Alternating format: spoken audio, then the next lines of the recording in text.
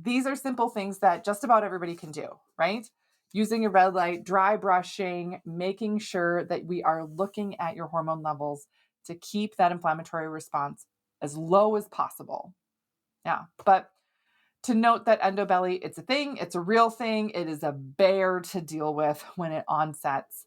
And it's a lot of inflammation that we just have to help your system move through because it feels like it gets really stuck and stagnant in the body. Hey there, welcome to the Female Health Solution podcast where we discuss women's health, hormones, and everything else in between. Join me as we dive into the tools that you need to live your healthiest life. Hey everyone, welcome back to the Female Health Solution podcast. I'm your host, Dr. Beth Westy. Today we're going to be talking about endometriosis, belly, endobelly, what it is, and things that you can do to help that. So I've got some fun props that I'm going to be talking about today. But essentially when we talk about endobelly, endometriosis, we're looking at the severe inflammation that you're going to have in the lower part of your abdomen regularly. For some people, you can have an endometriosis flare. That means that it's worse some days than it is other days. You can wake up with it in the morning and feel like my belly's a normal size, it's fine. And then as the day goes on, it gets flared. This can also get worse if you have digestive issues too. If you're like, yeah, my gut gets, upset or bloated at the same time, and that adds to the specific endobelly that I have. And I think one of the things that people don't realize is, females don't have a totally flat abdomen all the time, like naturally, right? Your uterus changes in size and it holds fluid.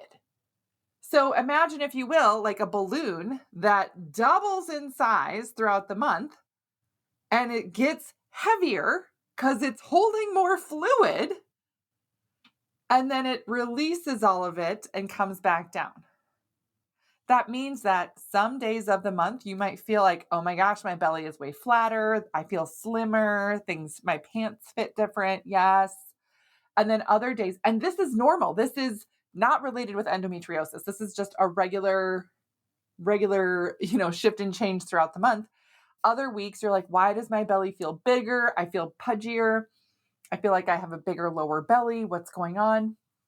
Your internal organs are a different size. That's normal. That's not what we're talking about here. With endobelly, it can feel like all of a sudden you look pregnant. That's how a lot of people describe it. It's that lower part of your abdomen that poofs out, and it happens very, very rapidly.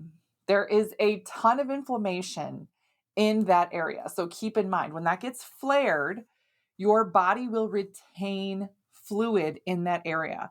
I mean, think about it in terms of if you sprain your ankle, what happens to the ankle? It blows up like a balloon, and it can look like you have a grapefruit around your ankle, a cantaloupe or whatever, right?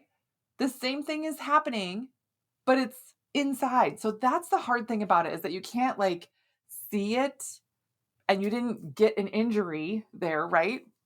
All of it's injured, right? I'm using air quotes because the trouble happens inside where you can't see it. And there's no window that you can open and say, oh, is this what's going on? Yes or no? All you can do is view the appearance from the outside and take note of how you're feeling, how your body's functioning, and how different it is at that time point. Yeah. So that's one of the frustrating things about endobelly, is that it is not regulated. It can come on from different things. It can come on from stress, from lack of sleep, from eating too much, from not eating enough, from being dehydrated a little bit, all that stuff. So how do we work with that? Because that sounds super frustrating, right? That sounds super terrible. Yeah. One of the biggest things to recognize is that endometriosis is driven by excess estrogen. And excess estrogen in your system, meaning estrogen dominance, is related to how your body processes hormone, how your body metabolizes estrogen overall. Ideally, in a wonderfully functioning body, your body will be able to produce and maintain the right amount of hormone for you every day, all the days of the month.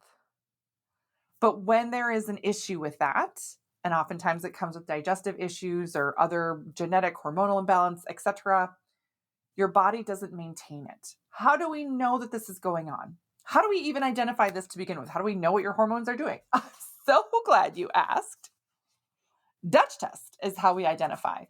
Dutch stands for dried urine test for comprehensive hormone. So this is a test kit that gets sent right to your house. There are strips that you pee on. You do the pee strips, let them dry, send it into the lab. Then we get your results. And me, the docs on my team, we go over these results with you and talk about your next steps and what it says and then what to do about it. That's all the Dutch test. Now, there are other dried urine tests. There are other urine tests for hormones. This is not the only one out there. This is my favorite because not only does it look at your estrogen, progesterone, androgens, including testosterone, but your adrenal, cortisol levels, as well as nutrient levels. It's 6 pages of just your results. And then there's another 10 pages or so of explanation, it's a lot. That's why we go over it with you. But this is my favorite thing, my favorite tool to go over all this information so you can understand it and really know what to do next and to understand, oh my gosh, this is what my hormones are doing, or oh, phase 1 of estrogen metabolism is really off, but phase 2 is good. Well, great. Let's just target the phase 1 then. Easy peasy. Yeah. We know what to do because of what your test results say. So there is that. So excess estrogen and estrogen processing. That is what drives the endometriosis. So this is not something that's easy to say, oh, well, just do this and it'll be better next time. It can take a while to really get a hold of this. It can take months and months and months to work on this, meaning it gets to a point where you improve your hormone levels and it's not actively bothering you, right? That you don't have flare-ups anymore, or very reduced flare-ups, or when you do have flare-ups, they're shorter, they're very infrequent, less intense, you recover from them faster, right? All of that stuff. So what are some other things that you can do immediately when you're having an endo belly flare-up? So these are a couple of my favorite tools to utilize. I do talk about this quite a bit. Dry brushing. This is just a sample of a dry brush here. This one, I got this just on Amazon. It comes in actually a 2-part thing. Like they have the stick handle and then there's a handheld little brush. It looks like a horse brush. Right? It looks like a little, stiff bristle. You'd use dry brush just lightly. But then there's a little notch on the back where you can insert, attach the handle. There you go. And so you can reach different parts of your body, like your back. That might be harder to reach without the handle. But you don't need the handle to do this on your abdomen. So one of the big things you can do, especially if you're feeling belly bloat, endo belly symptoms, is to dry brush. This is very gentle. You can go in clockwise movements or just get the fluid and brush towards your groin, both sides of your groin. Your lymph nodes, biggest lymph node points are in a few different areas in the body. Armpits, groin are some of the big areas there.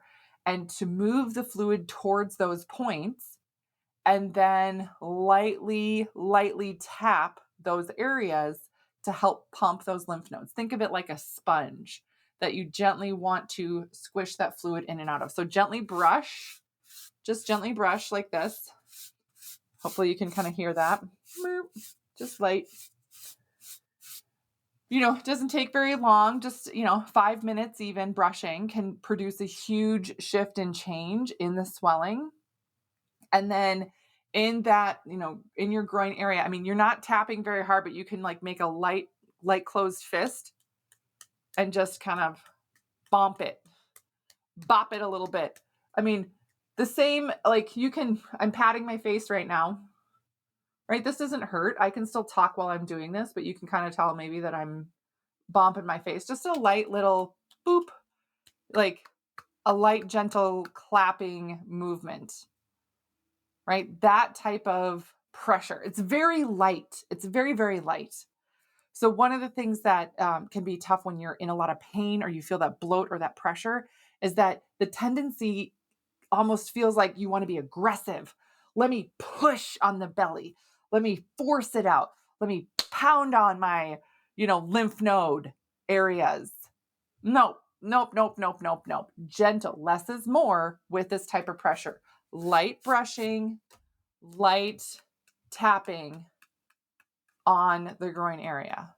There are some people that use, like you can even use, I was going to say like a pillow or something to tap the groin area, because you really want to be gentle.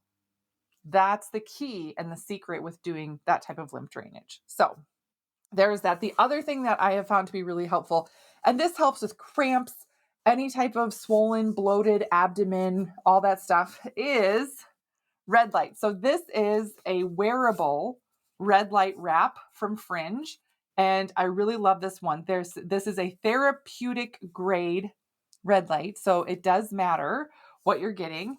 And I love this because it's just a simple thing, and it does have a elastic band that you can wrap around yourself, or you can just tuck it into your pants.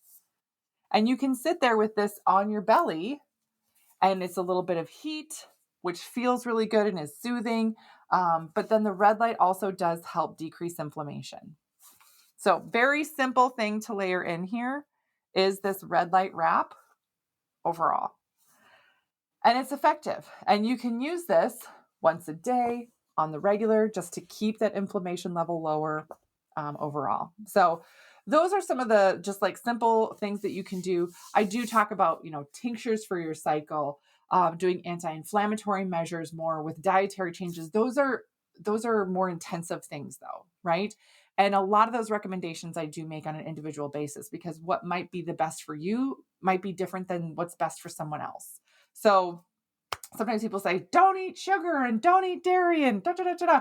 Okay, but it just depends. Do you really have an issue with dairy or not? So sometimes the effort of it, I'd rather have you get protein in overall and support your system with protein than worry so much about the dairy intake per se, if dairy is not a big trigger for you. So those type of recommendations we make on an individual basis. And again, sometimes a lot of this is based off of what we see in your Dutch test. Other than that, these are simple things that just about everybody can do, right? Using a red light, dry brushing, making sure that we are looking at your hormone levels to keep that inflammatory response as low as possible. Yeah, but to note that endobelly, it's a thing, it's a real thing. It is a bear to deal with when it onsets. And it's a lot of inflammation that we just have to help your system move through, because it feels like it gets really stuck and stagnant in the body. So, all right, that's what I got for you guys today. Thank you for tuning in and being here. Let me know if you have any other questions or if there's any other guidance I can give you. If you want me to do a bigger deep dive on this, I'm more than happy to. Just put your questions below or send them to me. If you're not comfortable commenting privately or publicly, you can always message me privately. But thanks for being here, and I will see you guys next time. Thank you for joining me on today's episode. If you would like more information, just head on over to drbethwesty.com for all the show notes and information from today's episode. And if you're looking for more community, more support, you can find and follow me on Instagram, Facebook, YouTube, TikTok, and I would love to see you there.